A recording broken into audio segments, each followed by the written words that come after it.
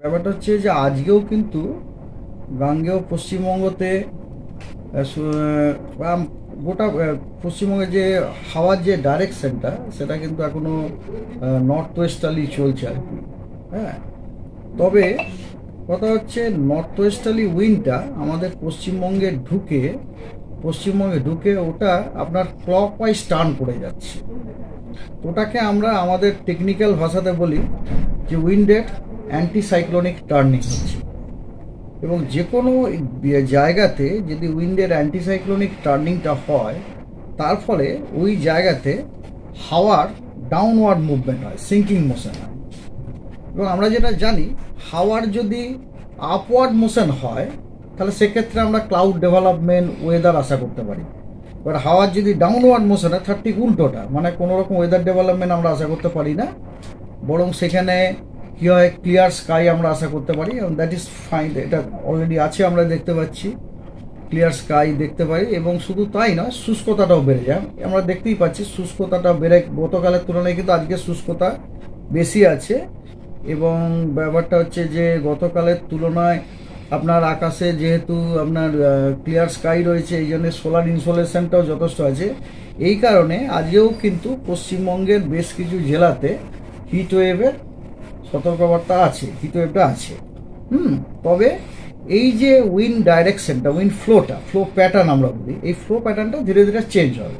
আজকে 3 তারিখ হলো, কাল থেকে একটু একটু করে চেঞ্জ হতে শুরু হবে। 5 তারিখে বেশ ফেভারেবল হবে, 6 তারিখে ভালো ফেভারেবল, তার মানে তারপরে আপনার 5, 6, 7 তখন কিন্তু উইন্ড ফ্লোটা যথেষ্টই ফেভারেবল হবে।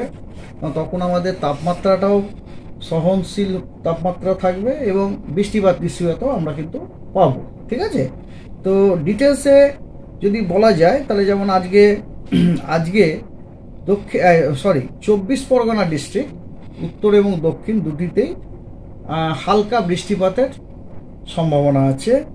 এবং উত্তরবঙ্গের 5টি যে একদম নর্দার্ন মোস্ট যে ডিস্ট্রিক্ট আছে, দার্জিলিং, জলপাইগুড়ি, কালিম্পং, কোচবিহার, আলিপুরদুয়ার, ওই 5টি ডিস্ট্রিক্টেও কিন্তু হালকা বৃষ্টিপাতের সম্ভাবনা আছে।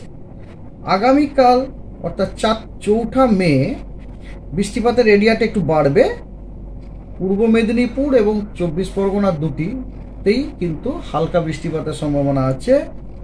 এবং উত্তরবঙ্গের ওই যে 5টি যে ডিস্ট্রিক্টের কথা বললাম, নর্দার্ন মোস্ট 5টি ডিস্ট্রিক্ট, ওখানে মাঝারি ধরনের বৃষ্টির সম্ভাবনা আছে। এবং মালদা এবং 2টি দিনাজপুরেও কিন্তু আপনার হালকা বৃষ্টিপাতের সম্ভাবনা আছে। আপনি লক্ষ্য করে দেখুন আমার স্টেটমেন্টে বৃষ্টিপাতের এরিয়াটা কিন্তু ধীরে ধীরে বাড়ছে আপনার। এবার আসে যাক তৃতীয় দিন, 5ই মে।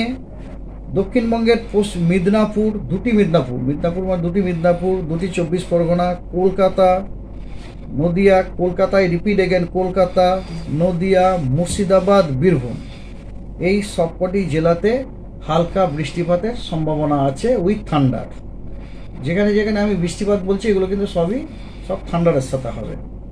ঠিক আছে, এবং মালদা এবং দিনাজপুরে আপনার স্ক্যাটার্ড রেনফলের সম্ভাবনা আছে। ঠিক আছে, ডে 4 অর্থাৎ ডে 4 এবং ডে 5, দ্যাট ইজ 6th মে এবং 7th মে, ওই দুটি দিনে সমস্ত ডিস্ট্রিক্টে, পশ্চিমবঙ্গের সব কটি জেলাতে হালকা থেকে মাঝারি বৃষ্টিপাত, ফেয়ারলি ওয়াইড স্প্রেড, বেশ অনেকখানি জায়গা জুড়ে হবে। এবং নর্থের যে ডিস্ট্রিক্টগুলি আছে, Darjeeling, Jalpaiguri, Kalimpong, Cooch Behar, Alipurduar, ওগুলিতে wide spread rainfall হবে, বেশ অনেকখানা জায়গা জুড়ে, প্রায় সব জায়গা জুড়েই প্রায় বৃষ্টিপাত হবে।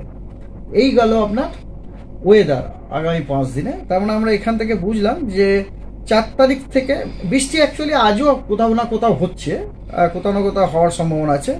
4 তারিখ থেকে কিন্তু বৃষ্টির এরিয়াটা ধীরে ধীরে বাড়ার সম্ভাবনা আছে। এবং টেম্পারেচার বাড়ার চান্স খুবই কম, বরং টেম্পারেচার ফল করার চান্স আছে 4-5 ডিগ্রি।